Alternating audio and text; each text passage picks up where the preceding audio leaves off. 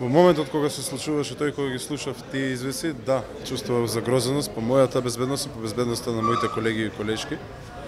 Но кога зборуваме за вкупното чувство, односно вториот дел од прашањето, морам да кажам дека процесот кој што се случува денес е процес чија институционална завршница би требало еднаш за секогаш да го заокружи прашањето на одговорност во нашата држава. Односно, овој болен процес е нужен поради две причини. Прво, еднаш и за секогаш мора да покаже дека ниту сегашните, ниту па кој било иден властодржац не може да се осмели да се обиде да направи такво нешто од проста причина што ќе знае дека ќе биде санкциониран.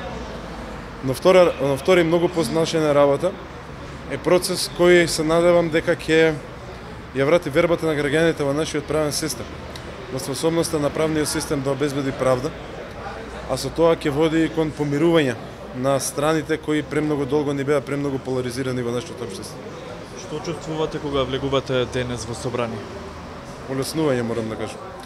Олеснување, работите иако се тешки, иако ода тешко, сепак тоа не е ништо во споредба со тоа што се случуваше пред 27 и над 27.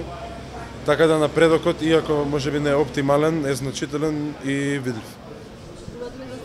Забрза некако целата судска разрешница или можеби се сомневате дека ќе се одолговлекува?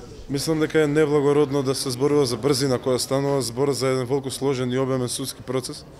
И мислам дека многу позначено е судот да ја утврди вистината и целата вистина, отколку брзо и површно да ја заврши постапката само за да одговори на дел од барањето од јавноста кој што можеби сакаат побрза завршница.